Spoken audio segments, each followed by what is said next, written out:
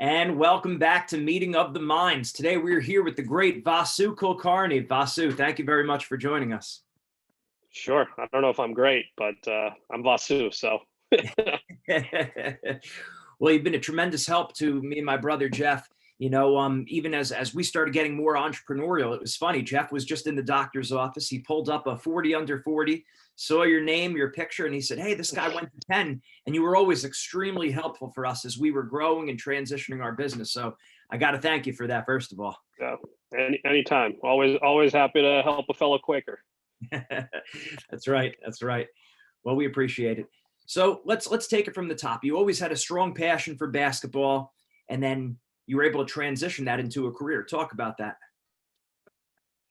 Yeah, I mean, I've always been a kid who one was entrepreneurial from the time I was probably 5 years old. I've been trying to make money. I would, I was the kid selling candy and the kid selling, pirated videos and movies and all. I've definitely done some illegal shit when I was, 5 to 15. I'm sure I did stuff that today is definitely not considered kosher, but I always had that mindset of, I gotta be able to take care of myself. And then I think, after Penn, or at least during Penn, I realized that I certainly was not cut out for the 9 to 5 job. I'm just not that guy. I wouldn't wake up till noon on campus, and I'd go get a burrito and basically wait for everyone else to come back from class. And I'd be at the basketball court shooting hoops. And so I think very quickly I realized that, getting a corporate job where I was expected to be somewhere at 8:30, 9 o'clock, that just wasn't going to fit my lifestyle, and I was probably going to get fired pretty quickly.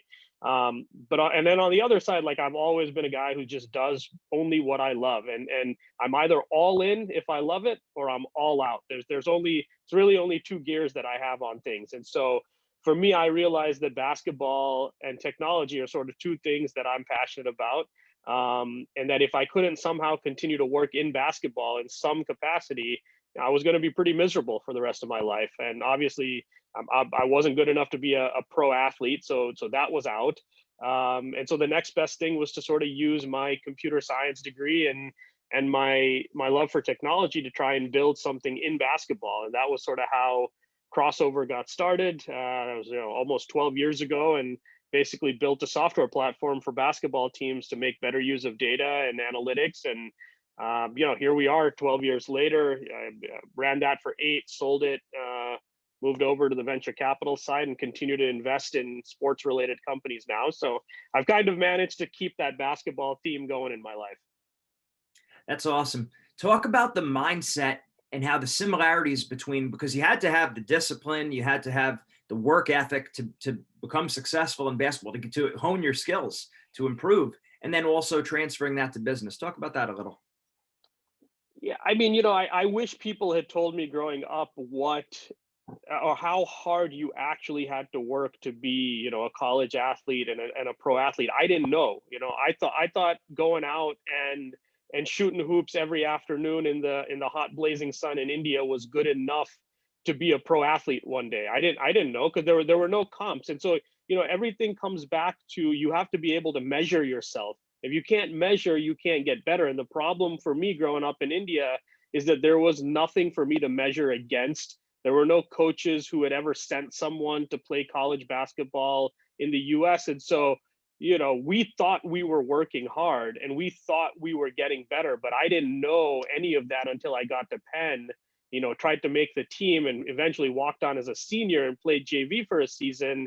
But I remember, the first time we got to practice, my coach at Penn saying to me, you guys are out there playing pickup at the gym for 3 hours at a time, and you're not even tired. He's like, you play 10 minutes of basketball at game speed, and you literally will be finished. And I remember the first time I got put in a game, I lasted 90 seconds at the Palestra before I was like, Coach, I need a sub.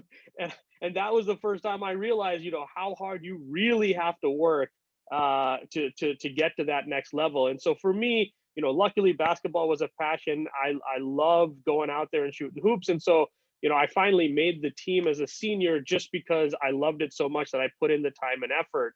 But when you don't really love something like that and you still have to be great at it, that's where it gets harder. And, so for me, moving into business, a couple of changes that I made in my life, I stopped drinking entirely. No alcohol. I haven't had a sip of alcohol for probably the last 8 years, because I just believe that you can't be of clear mind and working in late at night if you're having drinks, and then you wake up in the morning and you have a foggy head. And again, it's not that I'm not saying don't drink ever, but for me, to be able to do the things I want to do, I can't wake up and be groggy in the morning. And also, for a period of time, early on in my career, I was playing basketball at 5:30 in the morning every day because there was no time the rest of the day to hoop. And so I would wake up at 4:30, 4:45, stretch and get to the courts at 5:30 and hoop for an hour and a half. And you can't do that again if you're drinking and if you're not healthy. And so, I'm a believer in more than anything, to be successful at business, you need to have a healthy lifestyle. You need to sleep 7 to 8 hours a day. You need to eat well. You need to exercise. To me, those things are what will allow you to be successful at business. The rest of it will just come, but your body's got to be ready in order for you to have the mindset to then be able to be successful. Right. You got to have that energy, and you can't compromise that. You got to be coming out of the blocks hard from the morning until night. It doesn't stop. Absolutely. Absolutely. Definitely. Now, with entrepreneurship, everyone first thinks about risk. If you're going to be an entrepreneur, you got to have a lot of risk. So we talked a little bit about the maybe the physical side, the discipline. Talk about the mentality and the emotional approach, the emotional control towards risk. You got to have an iron gut, is what I say. It's not for everyone. I mean, if you want to make money in this life, you can make money a lot of ways, and a lot of those can be risk averse ways. And you can go get a nice job and work your way up, and eventually, if you have a Penn degree, especially, like 10 years in, you'll probably be making $1 million a year working at a bank somewhere, and that's perfectly fine.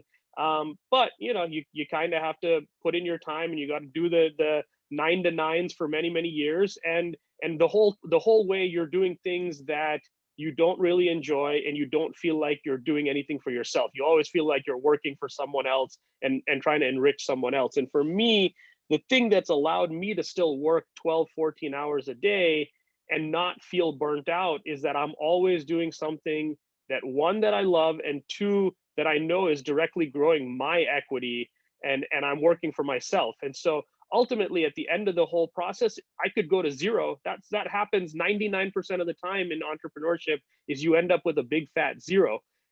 But you have to be okay with that. You have to say, look, I'm in it for the journey, and the end result could be a huge windfall, or it could be nothing, but it's okay as long as I enjoyed the process all the way through. And so to me, that's how you, from a mental mindset standpoint, I think that's how you, as an entrepreneur, want to approach it.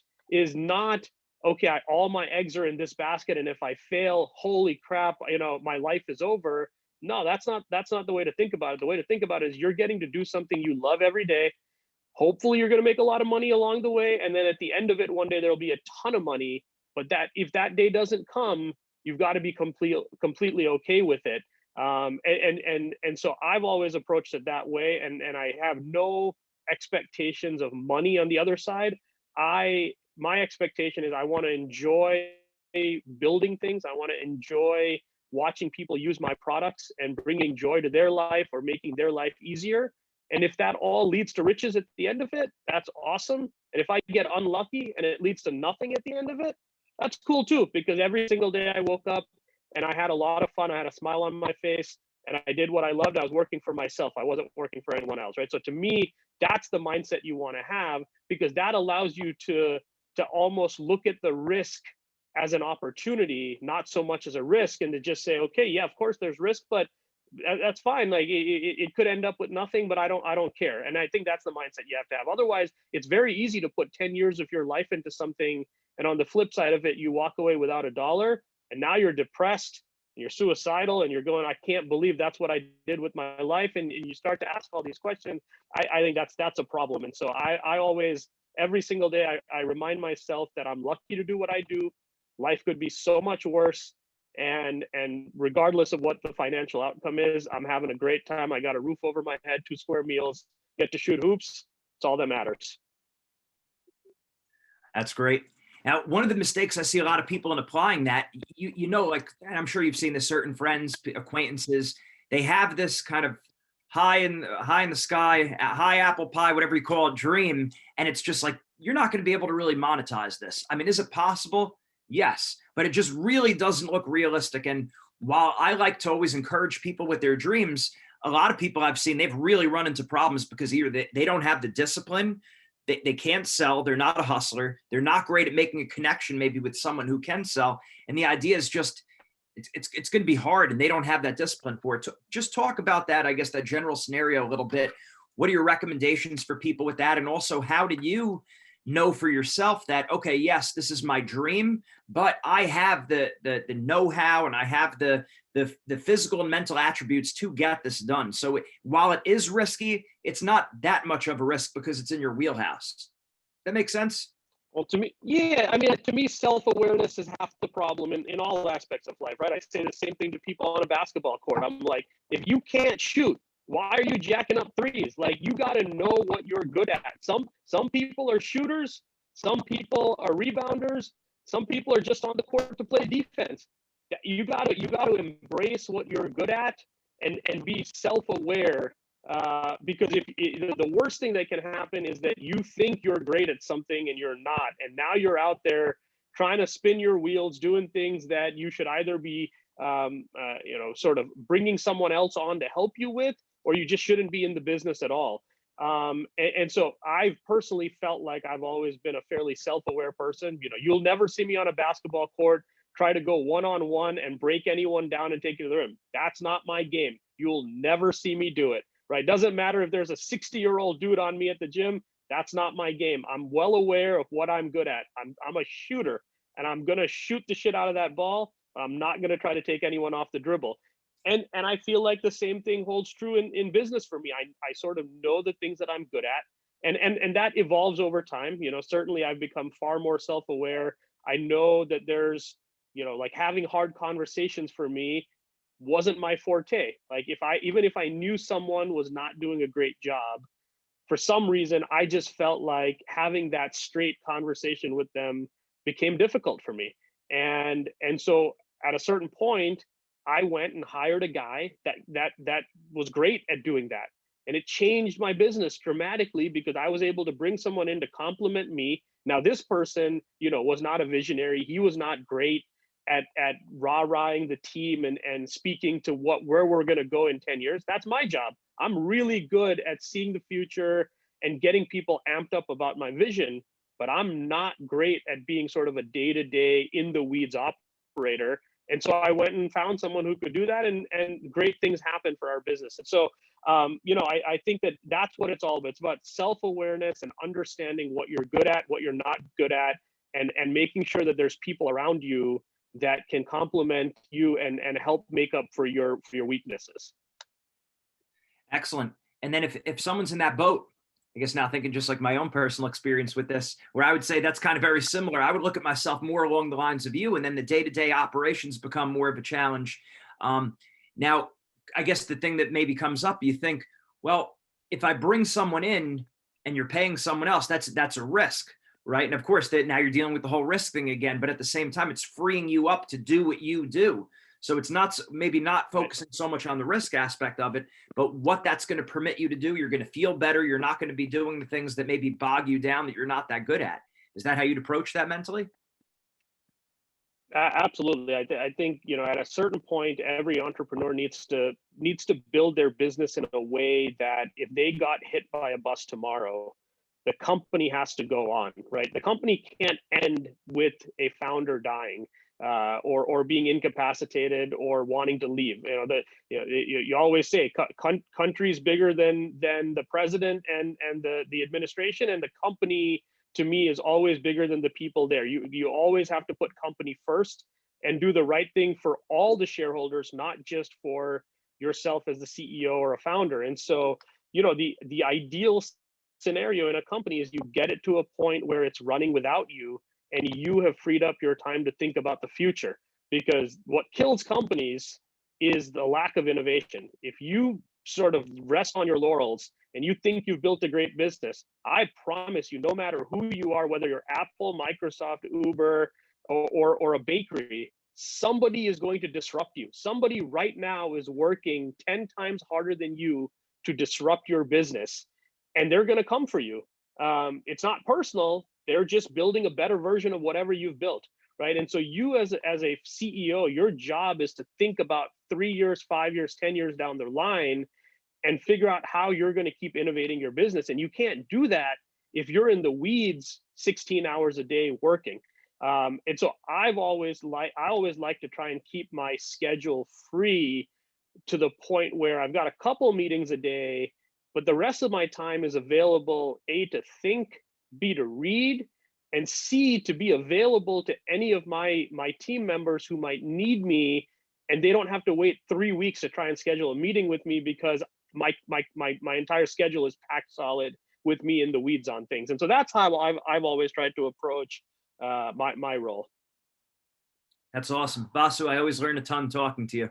That's great. Great information. Really solid there. I guess last question would be or maybe second to last question, how would you, what are there any mental mistakes that you would see business, and you kind of hit on this a little bit already, any mental mistakes you see business owners make that it's so predictable, this happens all the time, that you'd want them to avoid? I think not, you're sort of holding on to control and not being willing to give it up to anyone, right? That's the number one thing. And I get it. It's your baby, right? It's literally like a child that you've birthed and you've fed and you've raised. That's what a company is. And so it's really hard for founders to give up any sort of control. And that to me is a death knell, because that's when you start to end up getting bogged down with every little detail, and you can't give yourself any time to think about the future. So it sort of leads into the same thing that I said before, but I think it's about having that mindset where you have to be willing to give up control to other people that you bring on. You have to trust your team at a certain point. And I say, if you don't trust anyone on your team to do the job, then you've either hired the wrong people, or you're the problem, and you need to look yourself in the mirror and realize that you're the problem, and that you're unable to give up control and let other people do their jobs, and that's why your business isn't growing. So to me, that's probably the number one thing at a certain point, is being able to trust other people to almost carry the torch for you as the founder, and you eventually relinquishing some of that control that you invariably feel like you have to have over your business. Awesome. Last question. Talk about your most recent ventures, and how can people find more information about you and the things that you're doing? Yeah, well, I'm on the venture side now. So I run a fund called Courtside Ventures, courtsidevc.com. We've made about 53 or 54 investments now over the last 4 years that we've been running a fund. We focus on tech and media companies in sports, fitness, and gaming. Traditional venture fund, we're looking for massive opportunities where you can build billion-dollar companies, but within these three verticals.